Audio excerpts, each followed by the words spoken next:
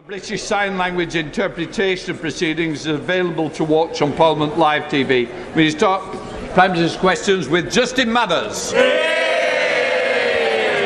Question number one, please, Mr. Speaker.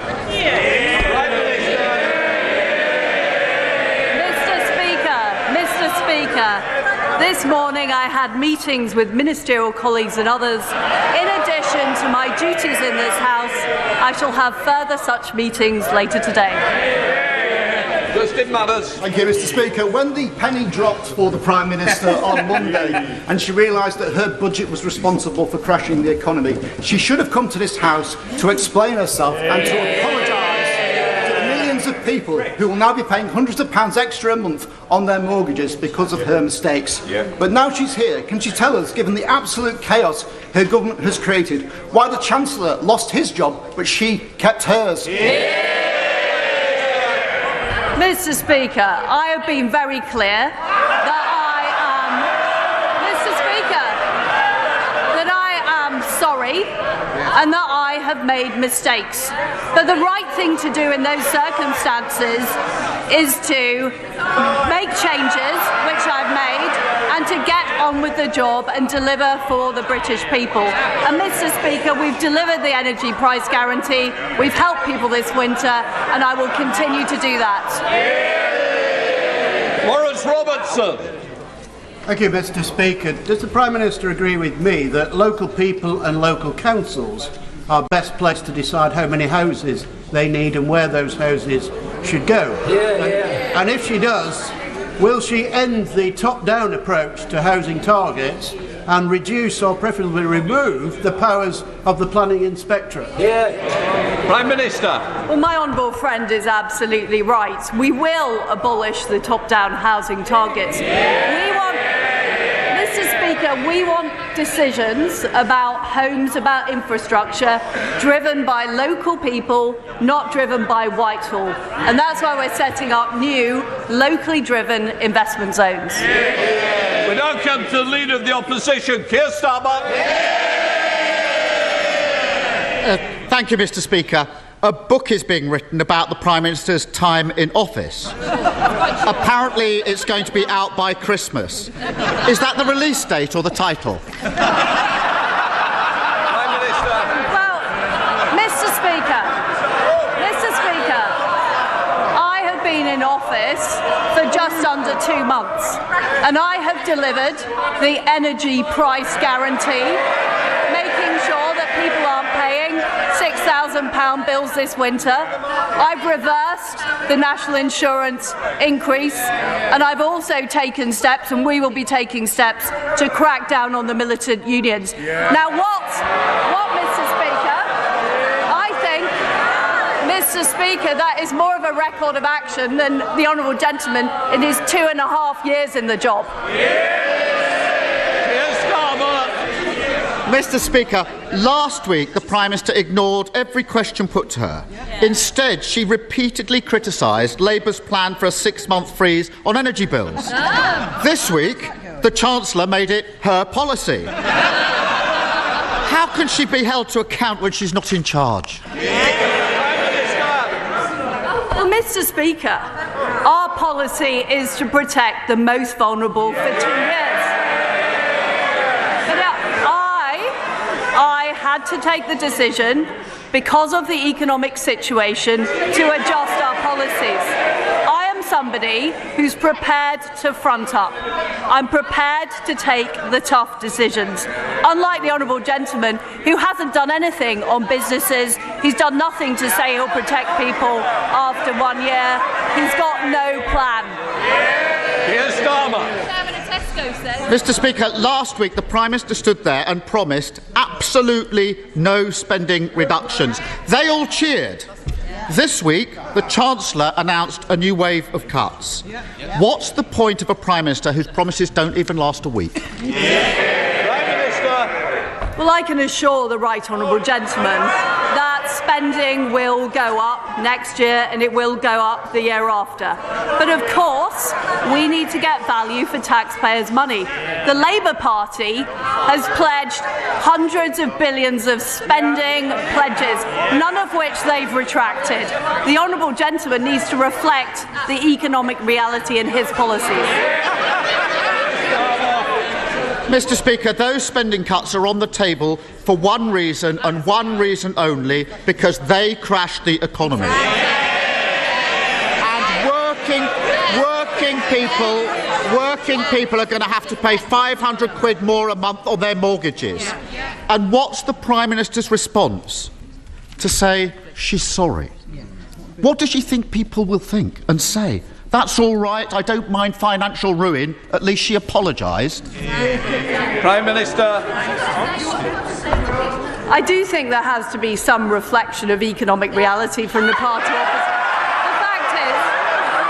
The fact is that interest rates are rising across the world and the economic conditions have worsened. And we are being honest.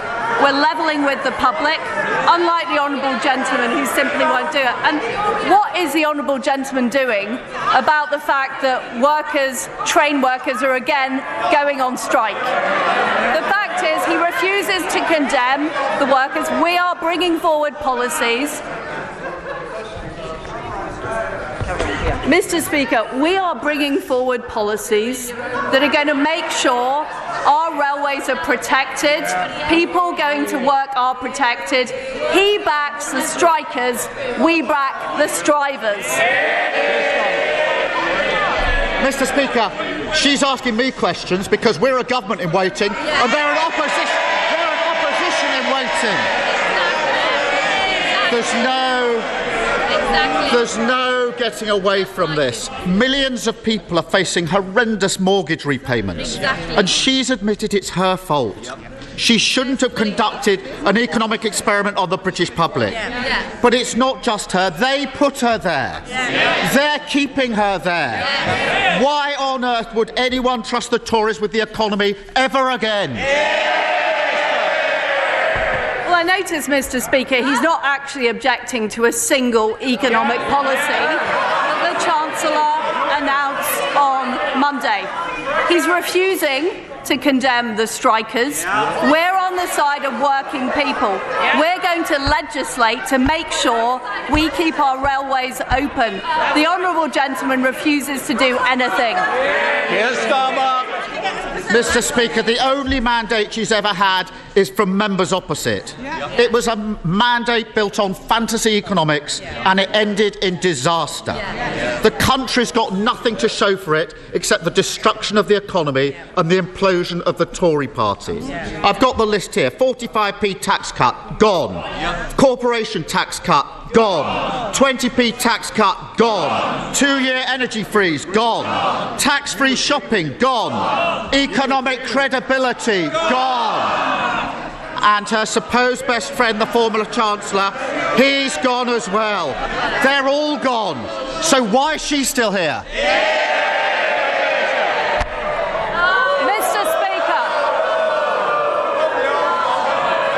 Mr. Speaker, I am a fighter and not a quitter. I have acted in the national interest to make sure that we have economic stability. Prime Minister. Order. Order. I'm going to hear the Prime Minister. I suggest that all members need to hear the answer. Prime Minister. Mr. Speaker, I am a fighter and not a quitter. We have delivered on the energy price guarantee. We've delivered on the energy price guarantee. We've delivered on national insurance. We are going to deliver to stop the militant trade unions disrupting our railways. The honourable gentleman has no idea, he has no plan, and he has no alternative. James Grundy.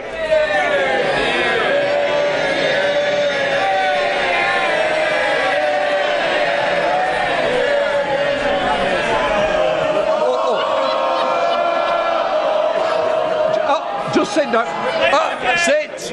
Can I just say, he's obviously the more popular choice. Come on, James Grundy, you've got a future.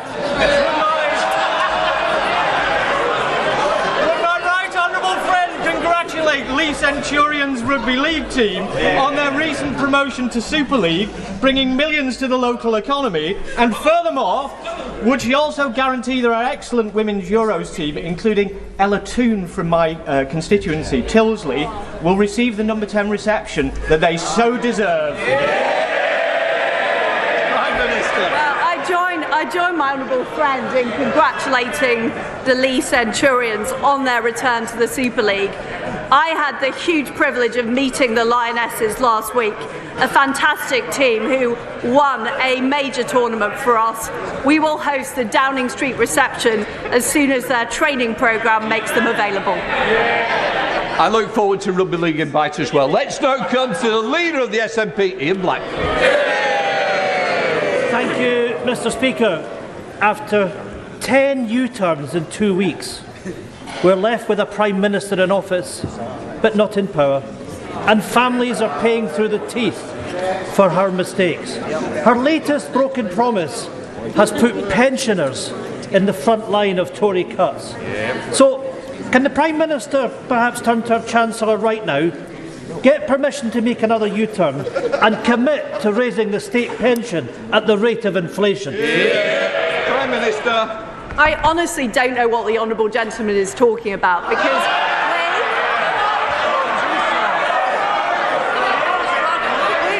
we have been clear in our manifesto that we will maintain the triple lock, and I am completely committed to it. So is the Chancellor.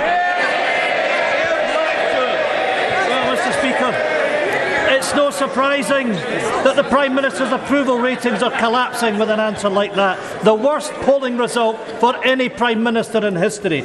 She's just thrown 12 million pensioners under the Tory bus. And it's not just pensioners feeling the pain.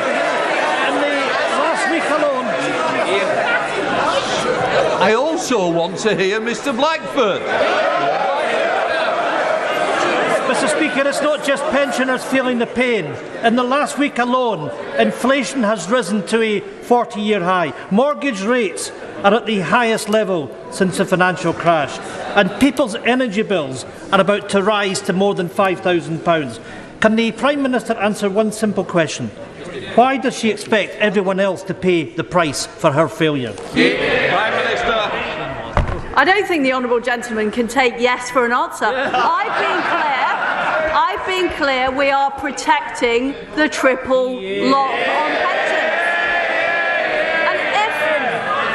And if the honourable gentleman is concerned about the economy, why does he continue to advocate for separatism, which would plunge the Scottish economy into chaos? Gary Sambrook. Thank you very much, Mr. Speaker.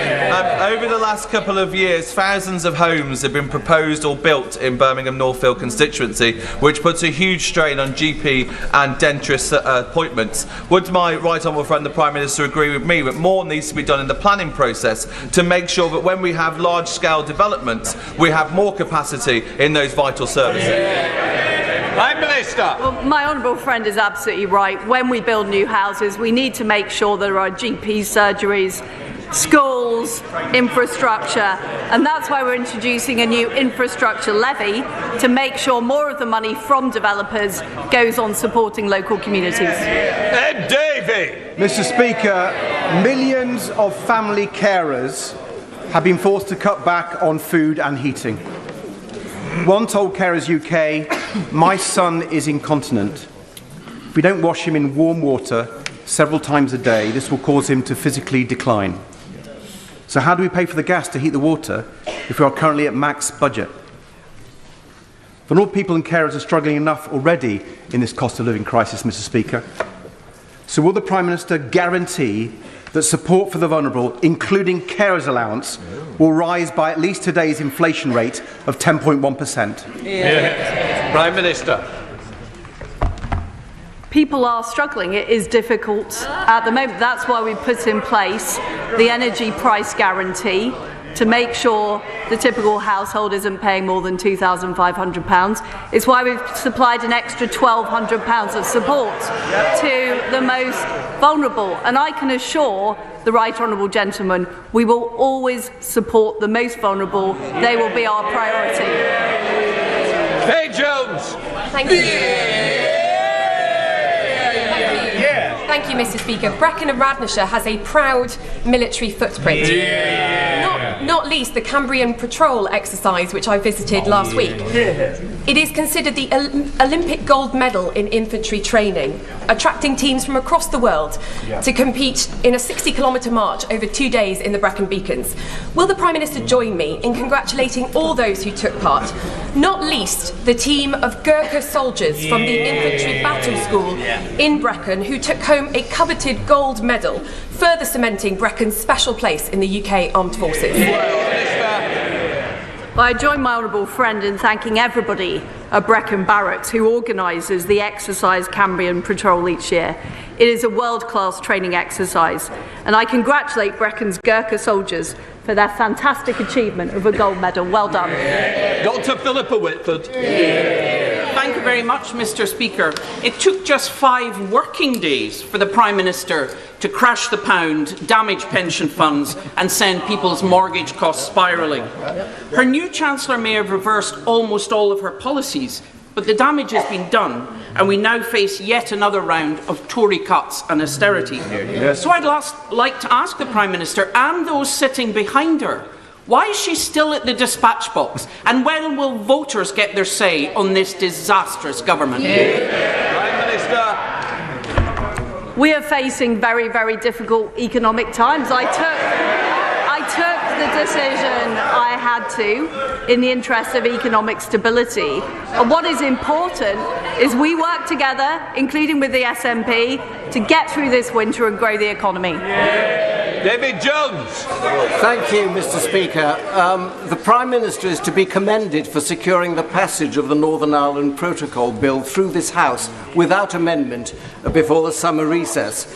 Can she confirm that it's the government's intention that the bill should remain unamended, and in particular that the European Court of Justice should have no jurisdiction in any part of the United Kingdom? Prime Minister. I am completely committed to the Northern Ireland Protocol Bill.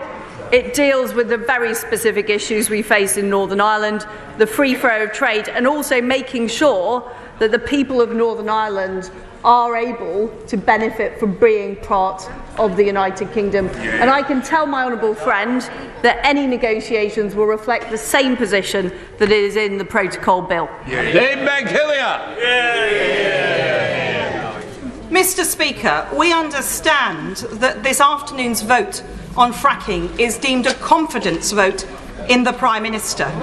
Can she give us any reason why her own backbenchers or anyone in this country can have confidence in her after her policies have caused chaos in the markets and wrecked the economy? Prime Minister.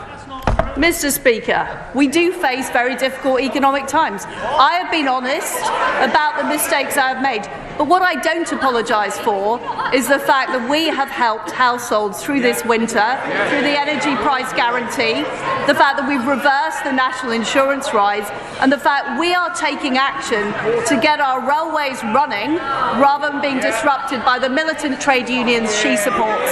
John Barron. Mr. Speaker, there's been a number of low points recently, including the Republic of Ireland's football team singing pro-IRA songs in the changing room. We should never forget the sacrifice of those who paid the price to maintain the peace during the Troubles. Closer to home, recent events meant that spending is going to be more constrained than originally thought. May I encourage the Prime Minister to ensure that we retain compassion in politics in these decisions, including maintaining the link between benefits and inflation? Will she do that? Prime Minister. We are compassionate Conservatives. We will always work to protect the most vulnerable, and that is what we did with the energy price guarantee. We are going to make sure the most vulnerable are protected into year 2, and I'm sure the Chancellor has heard my honourable friend's representations on the contents of the medium-term fiscal plan. Stuart Malcolm MacDonald. Thank you, Mr. Speaker. Mr. Speaker, like the public at large, I've supported the government in terms of the actions it has taken to support Ukraine, not least because of what's at stake there. But right now, in order to maintain that support, as the public deals with rising prices, inflation, mortgage costs and much else, Ukraine fatigue is a real and present danger. And I'm afraid to say to the Prime Minister, she is now an active driver against that public support that has so unified many of us, that has so unified many of us to do what needs to be done. So in a time where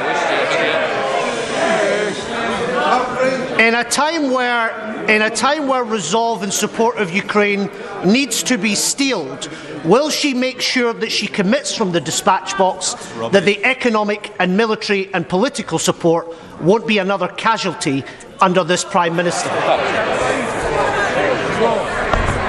It was one of my first acts in office to make sure the military support we give to Ukraine is equal to the military support we gave this year. We must make sure Ukraine win. They can win, they will win, and they must win. Mr. Speaker, I would like to thank the Prime Minister for sticking by her words and giving communities in Fylde the final say on fracking. But as always, the devil is in the detail. Can the Prime Minister assure me that local consent will be measured independently and transparently, and under no circumstances will fracking companies be directly engaged in assessing local consent? And if people in Fylde say no, that view and that decision will be respected and acted upon by this government? Well, I very strongly agree with my honourable friend. I know this is something he cares deeply about. I can assure him that we will consult on the robust system of local consent, give clear advice on seismic limits and safety before any fracking takes place. And the consultation will consider all of the relevant people, the regional mayors, the local authorities and parishes, as well as the concerns of those directly affected. And my right honourable friend, the Business Secretary, will be saying more about this later today. Kate Osborne. Thank you, Mr. Speaker.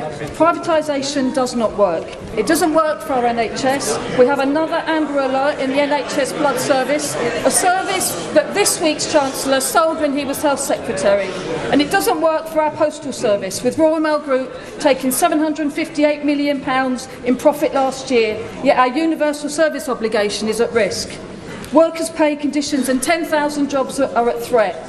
Will the Prime Minister continue to let obscene amounts of profit be made while services are cut and stamp prices rise, or will she launch an inquiry into the gross mismanagement of Royal Mail? Prime Minister.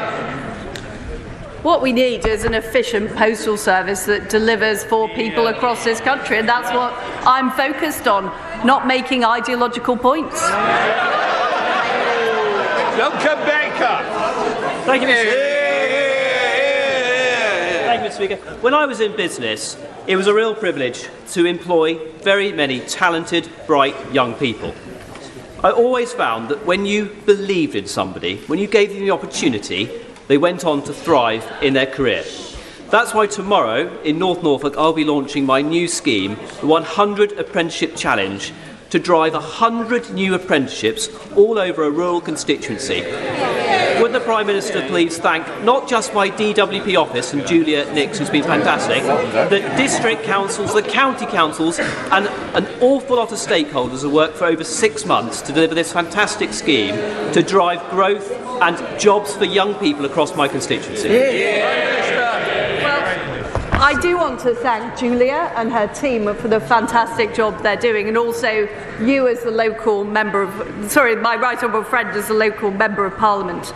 Apprenticeships are a fantastic way for people to learn and gain experience, and I'm proud that we've created 5.1 million apprenticeships since 2010. Mr. Speaker, the Prime Minister's Chief of Staff is in hot water after lobbying on behalf of a Libyan warlord and big tobacco. It turns out he's also lobbied for PPE giants Santé Global. Is it wise to have a lobbyist at the centre of Downing Street? Prime Minister. Mr. Speaker, all appointments in Downing Street are properly checked through the propriety and ethics process, and that is the way that we do it in a completely impartial way. Andrew Mitchell. Thank you, Mr. Speaker. When my right honourable friend was Foreign Secretary, I know that she was acutely aware of the importance of British soft power acting in our national interest.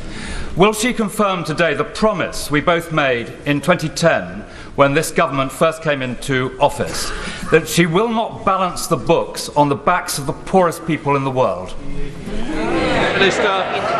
Well, can I pay tribute to my right honourable friend for the fantastic work he did as International Development Secretary, and I am proud that we have rebalanced our international development budget to focus more on humanitarian aid and more on women and girls, and no doubt more details will be set out in due course. Sarah Owen. Thank you, Mr. Speaker. The last Tory Prime Minister was forced out after a series of dodgy dealings and failing to take responsibility for any of it. So what's this Prime Minister getting the boot for? Her plan that crashed the economy, forcing fracking on communities who don't want it, or will she do the decent thing and go and call a general election? I have taken responsibility and I have made the right decision in the interest of the country's economic stability. Steve Bryan. Thank you, Mr. Speaker. Every single member in this House will have constituents waiting for treatment within the COVID backlog. The Health Secretary's priorities are absolutely right, including her B for tackling the backlogs. Can the Prime Minister reassure me that the government is committed to the series of elective hubs that we've promised, including at the Royal Hampshire County Hospital in my Winchester constituency? Prime Minister. Well, my right honourable friend, the Health Secretary, has set out her plans to deliver on dealing with the COVID backlog, and she will continue to work on that and make sure we deal with what was a massive pandemic, creating a backlog. We will deal with it. Bernie Gardner. Since the mini-budget, thousands of my constituents have been in mental anguish and despair.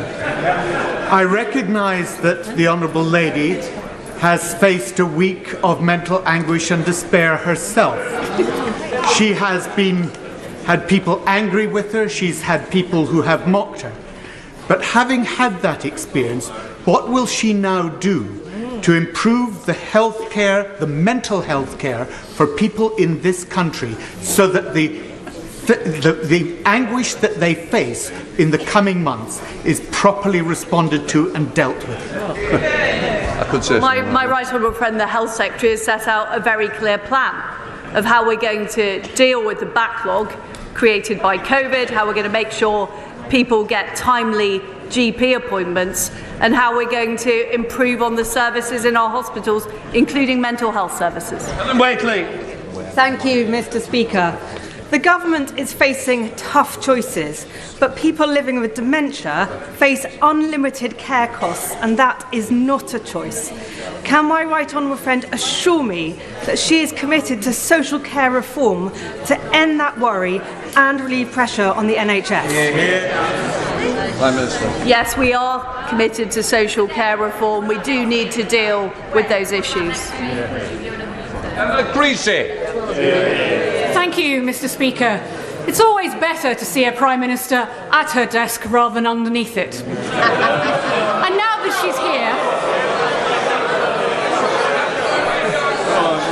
she's here, I wonder if she could tell us why next week this House will be discussing legislation that will abolish vital protections on pension payouts. It will abolish our right to watch the Olympics free of charge and airline consumer laws. How is any of the retained law bill in the British interest? Prime Minister. Well, Mr. Speaker, I think we have yet another example of somebody who doesn't want to support the British public's decision to leave the European Union in 2016. isn't it quite incredible, Mr. Speaker, that 6 years after people voted to leave the European Union, there are people who object to taking EU law off our statute books. Now, I'm a Democrat. I respect what British people voted for. I suggest the Right Honourable Lady does the same. Richard Graham! Mr. Speaker, 30 years ago, the Westminster Foundation for Democracy was created out of the war in Bosnia so that democracies could flourish and freedom and prosperity come with it. This evening, in your rooms, we celebrate that anniversary by hearing directly from our country representative in Ukraine, from the chair of the Taiwanese Foreign Affairs Committee, and the leader of the opposition in Uganda. A good example of the range of contacts that this great cross-party body, funded by government, is working with. Can I ask the Prime Minister if she agrees that this is a vital contribution by our government and our people to democracy around the world, and will she encourage members around the House to join us this evening? Prime Minister. Well, the Westminster Foundation for Democracy does a fantastic job, and I think we know from what has happened in Ukraine, the appalling war perpetrated by Vladimir Putin, just how precious democracy is and how much we need to do to work with our friends and allies to protect democracy around the world. And I do encourage colleagues from all sides of the House to attend the event tonight. That now completes Prime Minister's questions. I'll let the House clear.